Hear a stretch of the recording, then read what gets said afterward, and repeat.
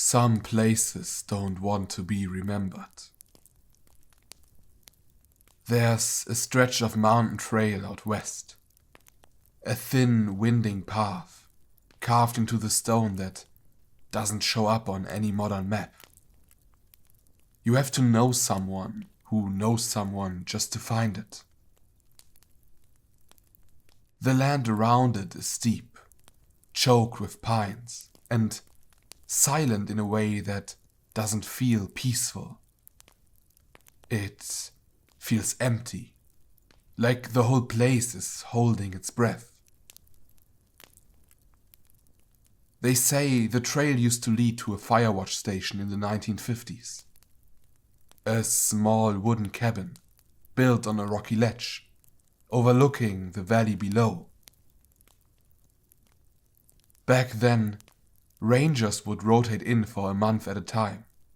No radio, no visitors. Just the cabin, the trees, and whatever you brought with you. But one winter, something happened. No one's sure exactly when. Records from the ranger station just stop.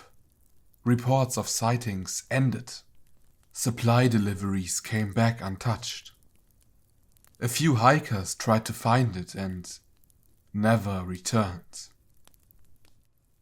Now, the path is almost gone.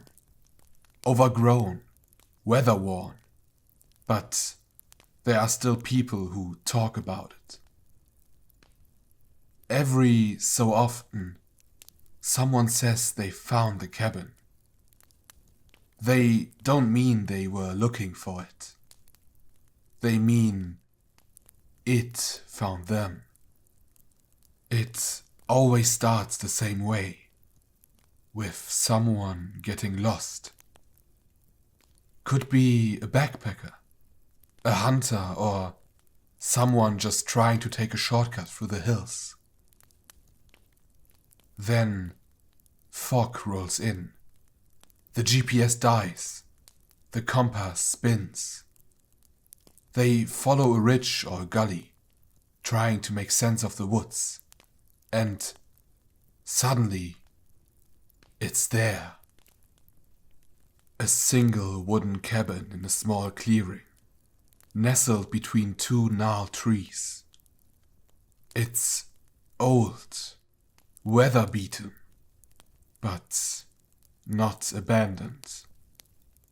Because there's smoke curling from the chimney.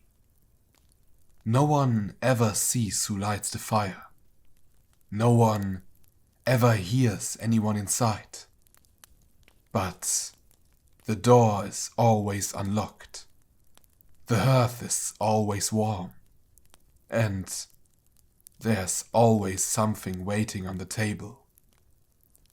Sometimes a cup of water.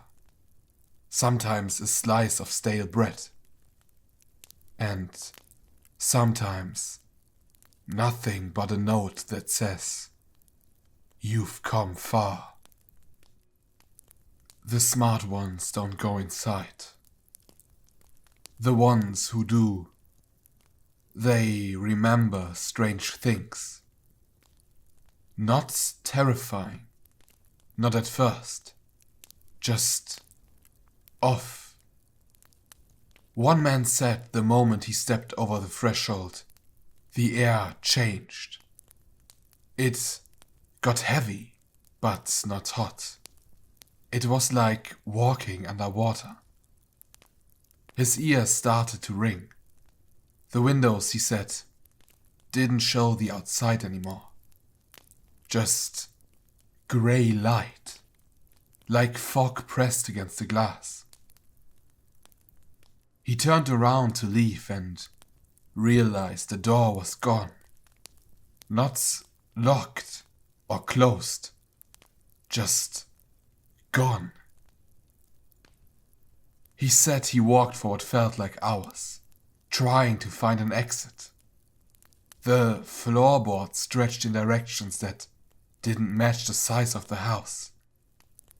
Hallways appeared where there should have been walls. He found staircases that spiraled both up and down without end. Rooms that were filled with water. And a fireplace that burned with no wood and gave off no heat. Eventually, he passed out from exhaustion. When he woke up, he was lying outside, face down in the dirt, 100 yards from the trail.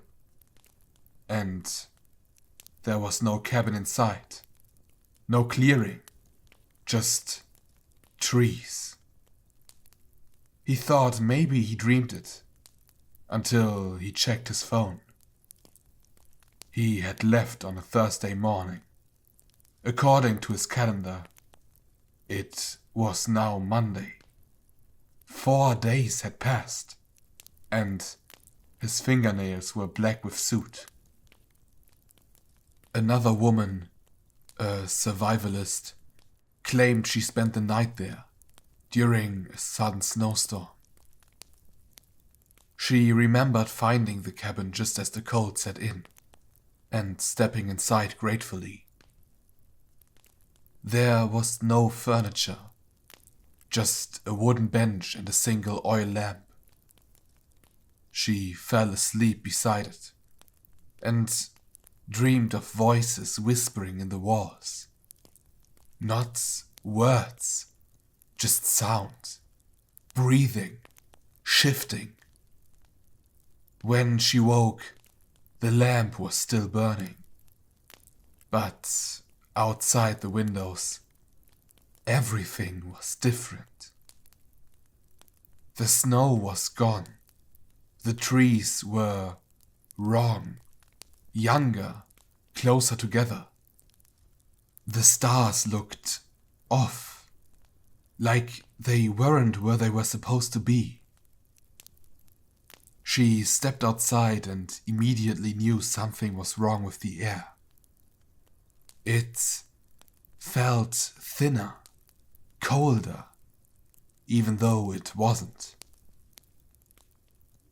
She hiked for 2 days before she found a ranger station. One she didn't recognize.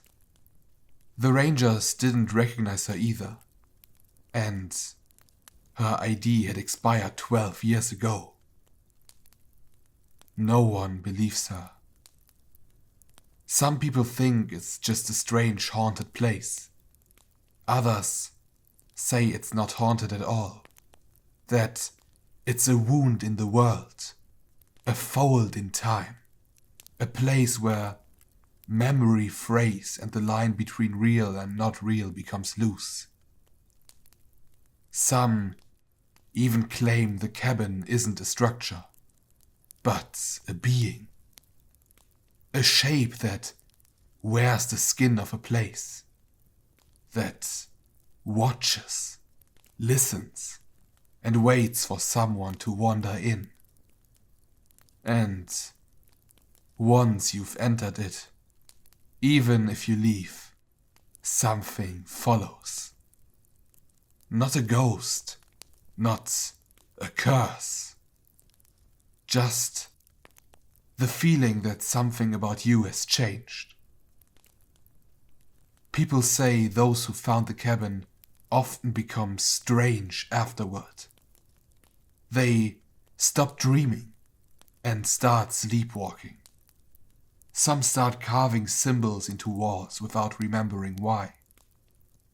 A few go missing completely.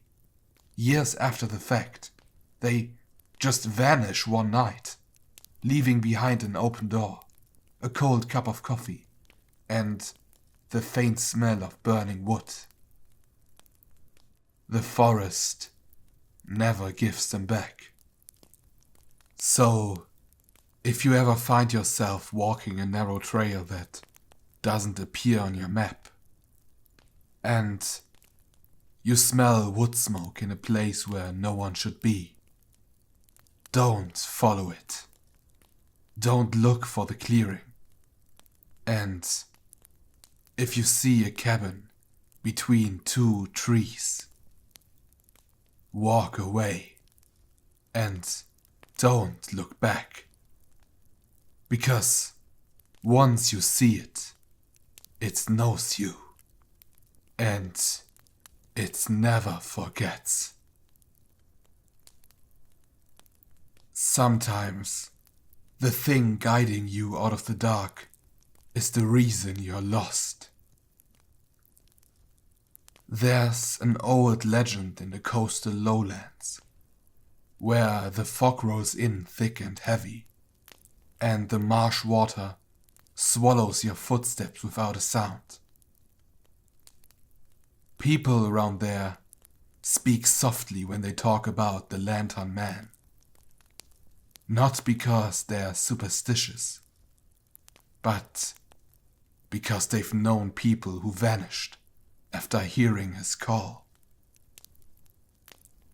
The stories go back generations, before paved roads, before fences and signs, back when people lit lanterns to guide each other home through the dark. But sometimes, if you were out too late, you'd see another light, flickering in the distance, just beyond the trees, just out of reach. At first, you might think it's someone coming to help, but it's not. The Lantern Man walks alone, always has, and if you follow him, you never come back. They say he moves just ahead of you, always a little too far to see clearly, just a glow, bobbing between the trees. Sometimes you will hear footsteps, sometimes a voice, low and distant, humming or whispering your name. If you chase it, the forest will close in around you. The path will twist. The air will grow colder. And the light will keep moving. Until it stops.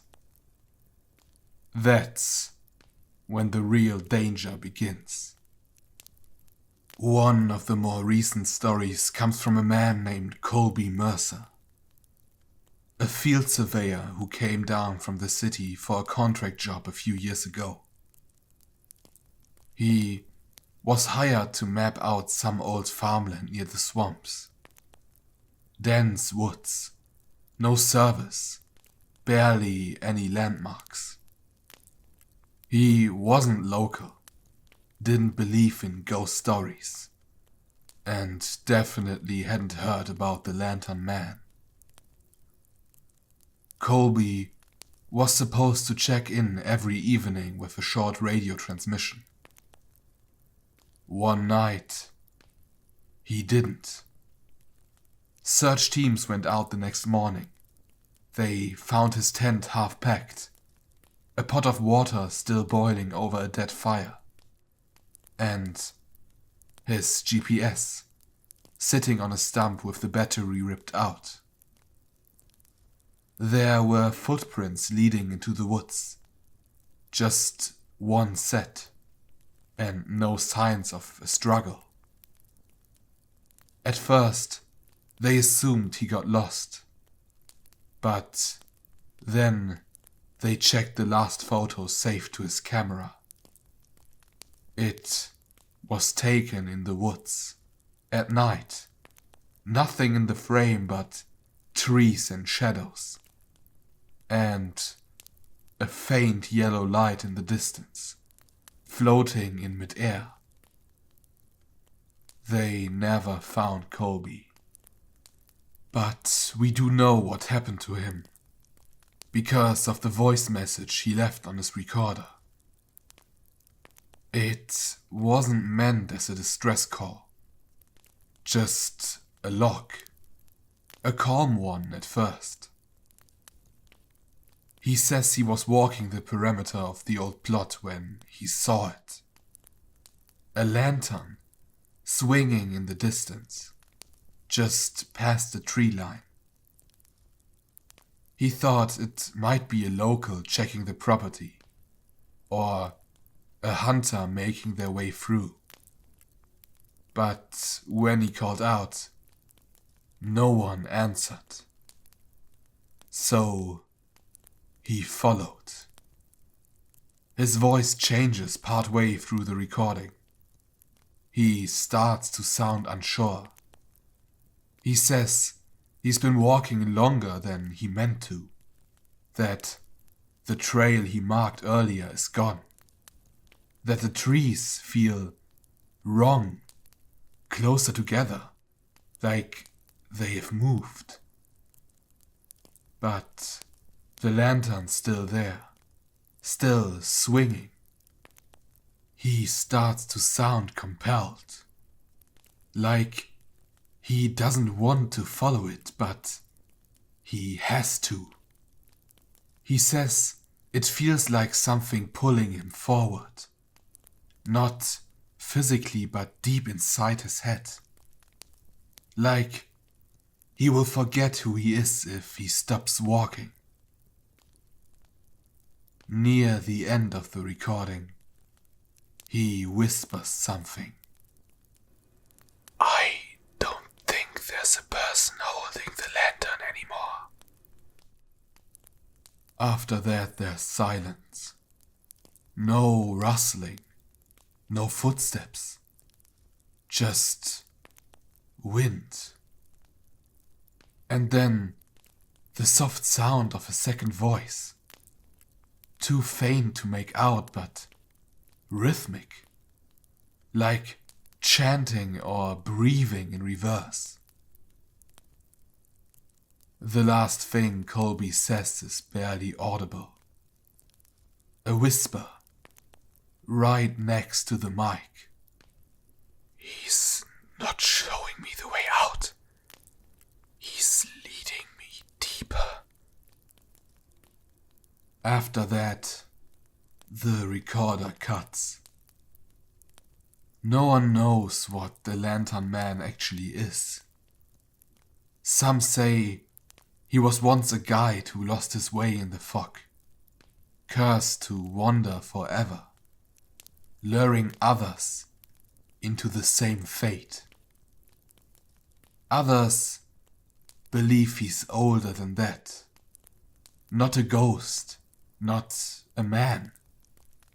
Just something that feeds on lost souls. Something that shines its light so you'll follow it into the dark. On your own. With your own feet. Your own choice. But you will never come back. Colby Mercer didn't. Not a trace. Not a shoe.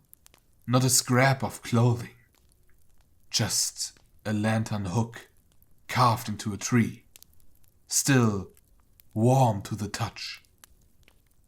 So, if you ever find yourself alone in the woods after sunset, and you see a soft yellow light bobbing just beyond the trees, don't follow it.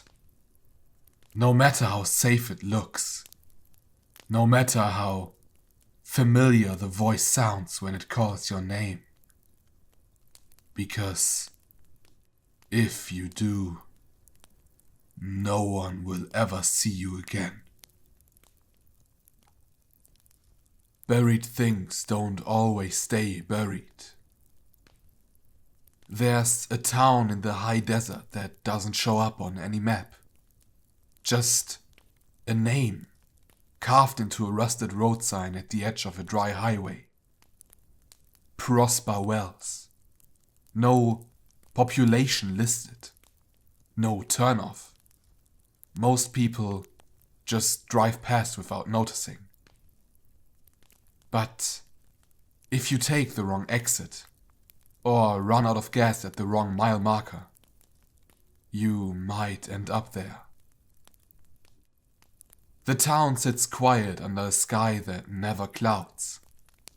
All the buildings are sun-bleached, the windows opaque with dust. There's a general store with shelves stocked like someone left in a hurry. Cans of soup, expired milk, a jar of pickles floating in yellow brine. There's a motel too, with all the room keys still behind the desk. But no people, no sound, except for the wind. And sometimes the whispering.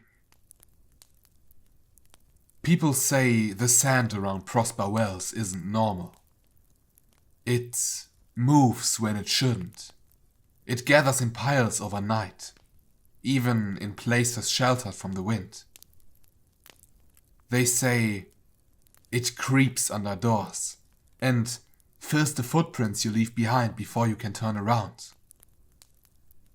And if you stand very still, when everything around you gets quiet, you will hear it. A voice, or many, whispers from beneath your feet. They don't sound angry, at least not at first. Just curious, gentle, like something waking up after a very long sleep and realizing it's not alone anymore. There's a story about a geology student named Darren Vale, who came out that way to study sediment patterns for his thesis. He was one of those quiet types. He worked alone, preferred books to people. The desert was supposed to be empty, quiet, perfect for research. He checked into a motel 2 towns over, then drove his truck out toward the old hills. Only he never came back. His advisor called the sheriff. They found the truck abandoned 10 miles from Prosper Wells. Engine off. Keys still in the ignition. One of his boots was lying nearby, half buried in a ripple of sand. The strangest thing, there were no tracks leading away from the truck. Just a white circle of smooth, untouched earth. And his voice recorder was still running. The last 30 minutes were preserved.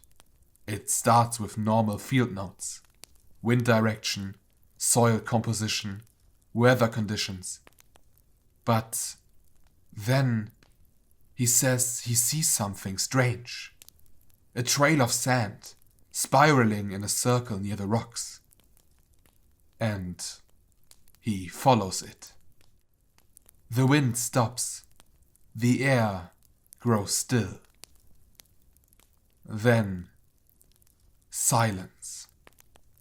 And the whispers begin.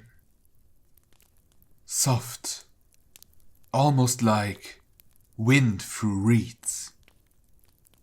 But repeating him. Word for word. Not just mimicking, but learning, asking. Then his voice. It's under me. I think it's listening. Something heavy shifts, like weight moving beneath the surface. After that, he says, "There's an opening. It wasn't there before." A pause. Crunching footsteps. He whispers, "I'm gonna take a look." Then, nothing. Just static and faint whispers. Long after he's gone. The search lasted a week. No trace of Darren. No hole. No cave. No disturbance in the sand. Except the single white spiral pattern they found etched in the sand nearby. It was perfectly circular. At the center, his second boot, upright, laces still tied. Some people say the sand in Prosper Wells isn't just sand, that it's alive. Not like a creature, but more like an intelligence. Something ancient, buried before humans ever arrived. Something that dreams in layers of dust and heat. And it doesn't like to be alone. If you stay too long, the sand starts to notice you. It starts to move differently beneath your feet. You'll see it in your footprints, how they shift just a little after you walk. You will hear the whispering grow louder. You will find dust in your lungs and under your tongue. And one day, if you stay long enough, you will hear your own voice whisper back. No one ever found Darren Vale. Just his truck, his boot, and the desert, stretching forever. So, if you ever find yourself driving that highway, and you see a rusted sign for a town that shouldn't exist, keep driving. Don't slow down. Don't listen to the wind. And whatever you do, don't follow the sound if it starts to whisper your name. Because the sand remembers everyone who walks on it. But no one remembers the people it takes.